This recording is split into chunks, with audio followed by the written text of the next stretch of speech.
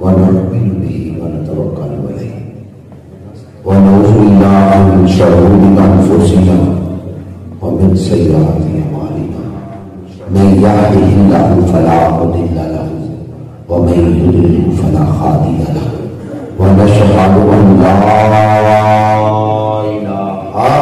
الا الله وحده لا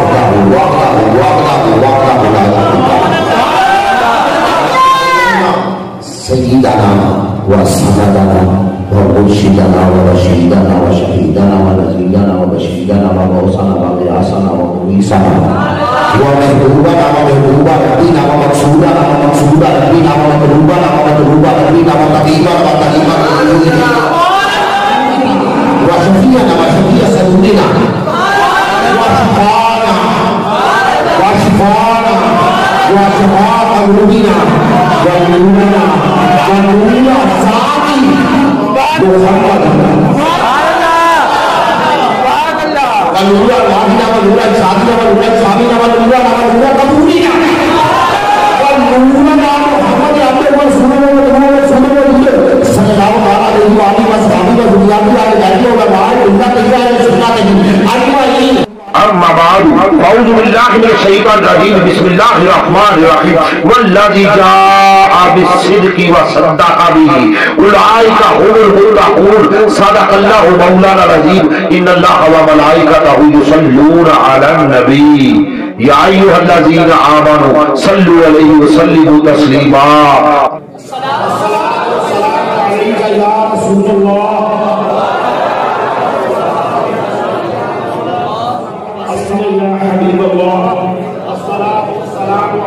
یا نبی اللہ السلام والسلام علیکہ یا خاتم النبیین السلام والسلام علیکہ یا خاتم الرسولین وعلی آلہ وصحابہ یا نور اللہ.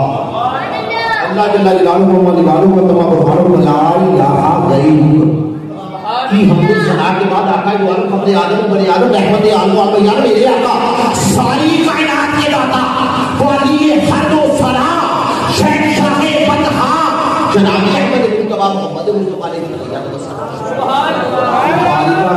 السلام درود و سلام کا نذرانہ پیش کرنے کے بعد اللہ تعالیٰ سے دعا کروں کہ اللہ کریم اپنے محبوب کی زلف دوتا کے صدقے میں ہمارا یہاں آنا بیٹھنا اور ذکر صدیق اکبر کرنا اپنی بارگاہ میں قبول و منظور فرمائے اور ہمارے لیے ذریعہ نجات بنائے. حضرت محترم افضل البشر بعد الانبیاء خلیفہ اول بلا فصل سیدنا صدیق اکبر رضی اللہ امت محمدیہ کے ایسے فرد فرید ہیں جو اپنے فضائل حسائل مقام اور مرتبے کے اعتبار سے سب سے ممتاز ہیں. یوں تو آپ کے بے شمار کمالات ہیں لیکن آج جس موضوع پر اظہار خیال کر رہا ہوں وہ ہے آپ کا مرتبہ فنا فی الرسول. دنیا تصوف اور طریقت کی ایک اصطلاح ہے فنا. فنا کا مطلب ہے کہ ایک ذات کے سوا باقی کچھ بھی یاد نہ رہے، بس وہی ذات مطلوب ہو، معشوق ہو، محبوب ہو، نظر بھی وہی آئے، سامنے بھی وہی رہے، خیالوں میں بھی وہی سما جائے، اس کے سوا کچھ بھی یاد نہ رہے، نسیان ما سوا اللہ ہو جائے. اس کو اصطلاح طریقت میں فنا کہتے ہیں. اہل طریقت و تصوف نے فنا کی 3 قسمیں بیان کی ہے. نمبر 1 فنا فی الشیخ، فنا فی الرسول اور تیسرے نمبر پہ فنا فی اللہ. مرید اپنے پیر کی ذات میں اور اس کے عشق میں اس قدر محو ہو جائے اور اتنا کھو جائے کہ سوتے میں، جاگتے میں، چلتے میں، پھرتے میں، ہر آن ہر گھڑی شیخ کا تصور اس کے سامنے رہے اور اس تصور میں اس قدر غرق ہو جائے کہ اس کو اپنی بھی ہوش نہ رہے۔ جب مرید کی شکل، صورت، رنگ، ڈنگ، لباس، کردار، گفتار اور رفتار پیر جیسی ہو جائے تو اسے فنا فی شیخ کہتے ہیں۔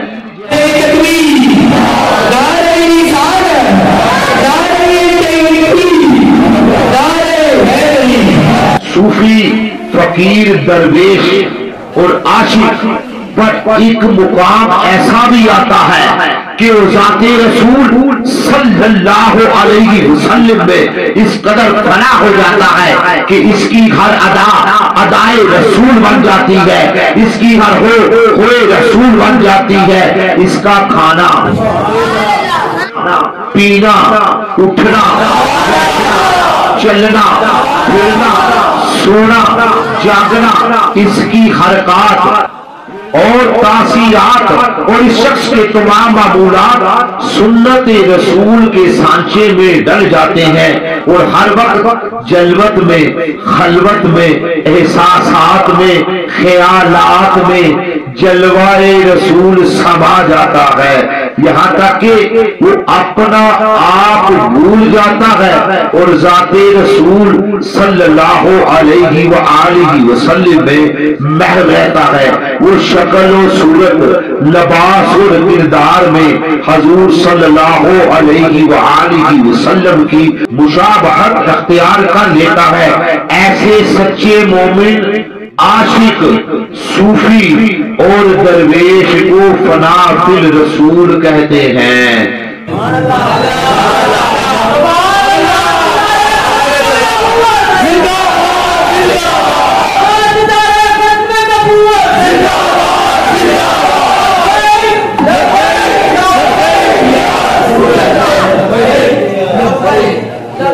اس کے بعد بندے پر ایک وقت ایسا بھی آتا ہے کہ وہ دنیا مافیہا سب کچھ بھول جاتا ہے اور اللہ تعالیٰ کی محبت میں غرق ہو جاتا ہے۔ اس مرتبے میں اس کو سوائے خدا کے باقی کچھ سوجتا، کچھ یاد نہیں رہتا، وہ نسیان ما سوا اللہ کے مرتبے پر فائز ہو جاتا ہے۔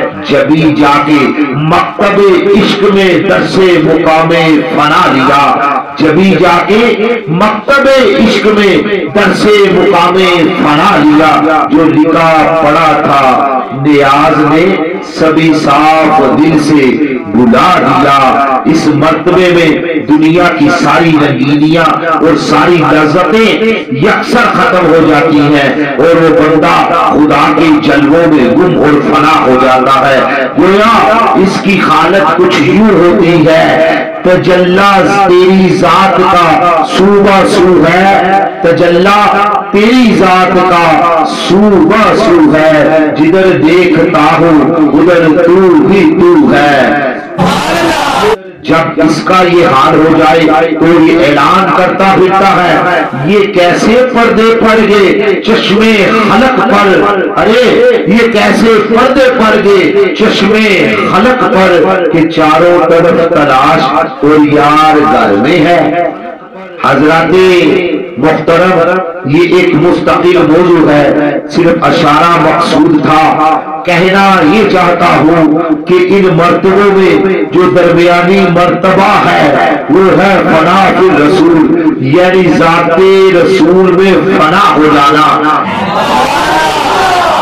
اس طرح کہ رسول پاک کے متعلق اس کا یہ حال ہو جاتا ہے کہ جدھر دیکھتا ہے، جدھر دیکھتا ہوں ادھر تو ہی تو ہے، اس کی ہر ادا ادائے رسول بن جاتی ہے۔ یہ بڑا عجیب مرتبہ ہے، یہ بڑی عجیب سنگت ہے، بڑی اعلیٰ رنگت ہے، جس کو فنا فی الرسول کہتے ہیں۔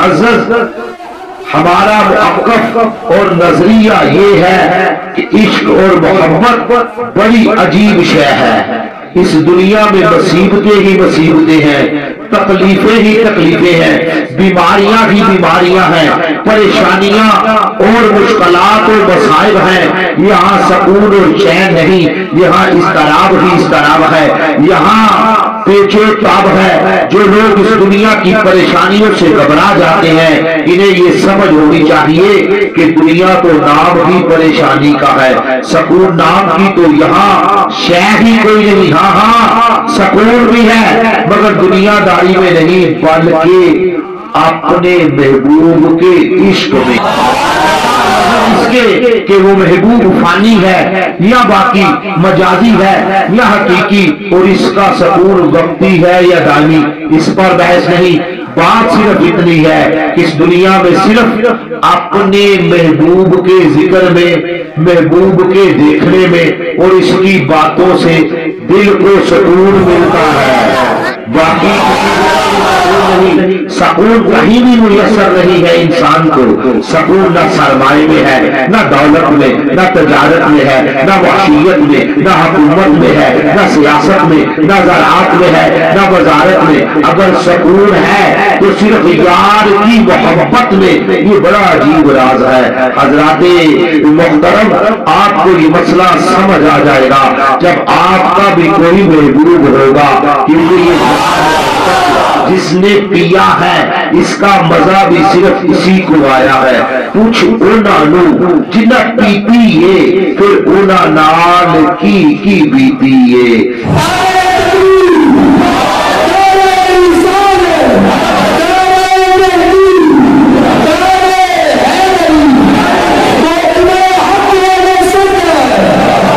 एक ऐसा जोहर है जिसमें सुकून ही सुकून है, करार ही करार है। आशिक को इस राह का हर जख्म भी कबूल है, इसके लिए इस गुलशन का हर कांटा भी फूल है। इस रास्ते की हर कुल्फत भी इसे कुल्फत का मजा देती है। आशिक मोहब्बत के नशे में ऐसा मस्त रहता है कि यार के नाम पर अगर कभी से खाल भी उतरवानी पड़े तो मुस्कुराकर सब कुछ कबूल कर लेता है और हर पेशानी से इस्तकबाल करता है। हजराते मुहतरम, जो मौजू मैं बयान करना चाहता हूँ वो ये है कि फना फिर रसूल इसे कहते हैं।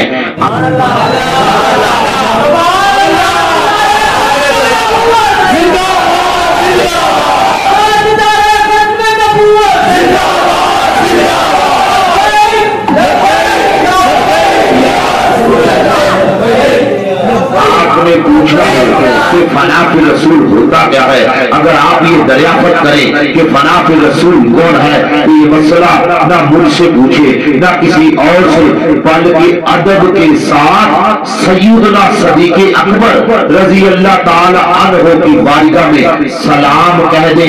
क्योंकि इस कायनात में खुदा की खुदाई में इस धरती के सीने पर अगर फना फिर रसूल की कोई सबसे आला मिसाल है तो सैयदना सदीक़े अकबर की जात है।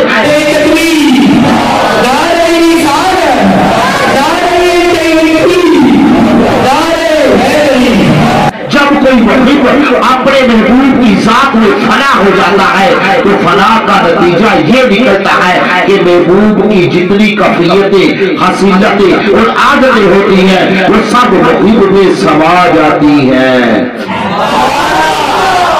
जब ये फना मुकम्मल हो जाती है तो पहले मुहिब को महबूब की सिफात मिलती है, फिर जब ये फना की मंजिल पुख्ता हो जाती है तो फिर मुहिब की जात महबूब की जात में इस तरह फना हो जाती है कि वो दो होकर भी दो नहीं रहते। दोई का हजाब उठ जाता है, फिर दोई नहीं रहती बल्कि यकताई आ जाती है। दोनों जातें आपस में इस तरह एक हो जाती है कि शक्ल, सूरत, लबास, गुफ्तार, किरदार, चाल, दाल, हदो हाल, جو دو نوال چمک دمک جلک یعنی محب کے چہرے سے وہی نظر آتا ہے جو محبوب کے چہرے پہ ہوتا ہے. یوں سمجھو کہ محب محبوب کا آئینہ بن جاتا ہے, محبوب کا مظہر بن جاتا ہے. حضرات گرامی, فنا کی یہ حالت اگر آپ نے دیکھنی ہو تو دنیا کے قصے چھوڑو, سونی اور میوال کو چھوڑو, ہی رانجے کے قصے بند کر دو, لیلا مجنوں کی باتیں نہ کرو. اگر عشق کا مقام سمجھنا ہے, فنا کی یہ تاثیر دیکھنی ہے تو آؤ آؤ آؤ, ارے دنیا داروں آؤ, ارے عشق متوالو آؤ, ارے محبت کی باتیں کرنے والے آؤ, ارے محبوب کی ذات میں فنا کو دیکھنے والے آؤ, ارے عاشق کو دیکھنے والے آؤ. اگر عشق کی رمز کو سمجھنا چاہتے ہو, اگر عشق کو سمجھنا چاہتے ہو, اگر اس کی بات کو سمجھنا چاہتے ہو, اگر عاشق کی ذات کو سمجھنا چاہتے ہو تو آؤ آؤ صدیق اکبر کی بات کرو یا محبوب اکبر کی بات کرو. اس کائنات میں مصطفیٰ جیسا کوئی نہیں اور محب صدیق اکبر جیسا کوئی نہیں.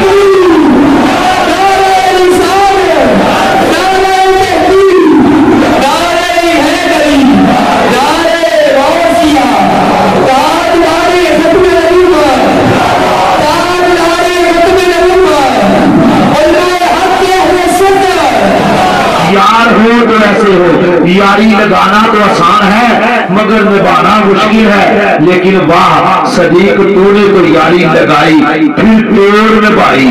اس یاری کا کمال حبیب الاسلام حضرت صاحبزادہ پیر فیض الحسن شاہ رحمت اللہ تعالی علیہ تاجدار عالم شریف بازبان پنجابی یوں بیان فرماتے ہیں, واہ صدیق تیری یاری کو قربان جاواں, واہ صدیق تیری یاری کو قربان جاوا. تو مکے وچ پروان چڑھائی تے مدینے وچ جوان کرائی تے بدر وچ نال توڑ نبھائی تے حشر وچ. واہ صدیق واہ, واہ صدیق واہ, تیری یاری تو میں قربان جاواں.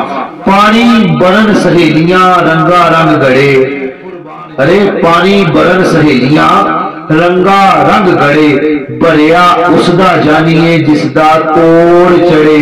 حضرت صدیق اکبر نے ایسی یاری لگائی کہ اپنے محب و محبوب کے عشق میں فنا ہو گیا, یار کا آئینہ بن گیا, اپنے محبوب کا مظہر بن گیا. ابھی ہجرت مدینہ کے موقع پر اہل مدینہ حضور کے چہرہ انور کے شناسانہ تھے. حضور علیہ السلام نے مدینے کے قریب قبا کی بستی میں ڈیرا لگایا تو شہر مدینہ اور مضافات مدینہ کے لوگ جوک در جوک حضور کی زیارت کے لیے دوڑے دوڑے آئے. حدیث میں آتا ہے دور دور سے لوگوں کے جمگٹھے آئے, لوگ قطار اندر قطار حاضر ہوئے تاکہ حضور صلی اللہ علیہ وسلم کی قدم بوسی کر سکے, سلام کریں. لیکن جب قریب آئے تو ایک عجیب نظارہ دیکھا کہ دو یار بیٹھے ہیں, دونوں ایک جیسے سونے ہیں. ان کا حال کچھ ایسا ہے کہ دونوں کا لباس ایک جیسا, داڑیاں ایک جیسی, زلفیں ایک جیسی, رنگتیں ایک جیسی, سنگتیں ایک جیسی, رنگ ایک جیسا, ڈنگ ایک جیسا, آہنگ ایک جیسا, چہرے پر چمک ایک جیسی, لبوں پر دمک ایک جیسی, آنکھوں میں جھلک ایک جیسی, جسم کی بہت ایک جیسی. اب حضور بھی اللہ کی قدرت کا یہ منظر دیکھ کر خاموش ہے, صدیق اکبر بھی خاموش ہے, مگر لوگ حیرت میں مبتلا ہے کہ اب کرے تو کیا کرے, کس کو پہلے ملے. آداب کا تقاضا تو یہ ہے جو آقا ہے اس کو سلام پہلے کرے, مگر اب مشکل یہ ہے کہ لباس دونوں کے ایک جیسے ہیں, صورتیں دونوں کی ایک جیسی ہیں.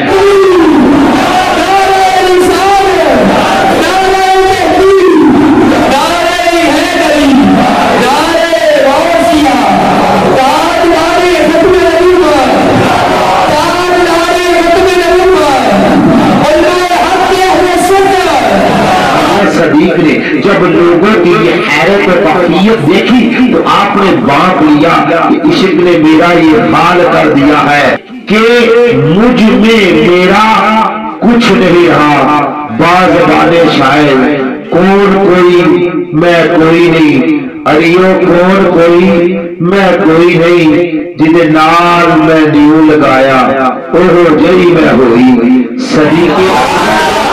وہاں مجھے معاملہ کیا ہے، اب صدیق نے فرق خود واضح کرنا تھا اور لوگوں کو یہ سمجھانا تھا کہ آقا کون ہے اور غلام کون ہے، مولا کون ہے اور خادم کون ہے۔ حضرات محترم پھر جدھر سے دور پانے کا خدشہ تھا، اس طرف صدیق اکبر رضی اللہ تعالی عنہ کھڑے ہوئے، کیونکہ گرمی کی وجہ سے حبس تھی، لہذا صدیق اکبر نے اپنی چادر سے حضور علیہ السلام کو پنکھا جلنا شروع کر دیا۔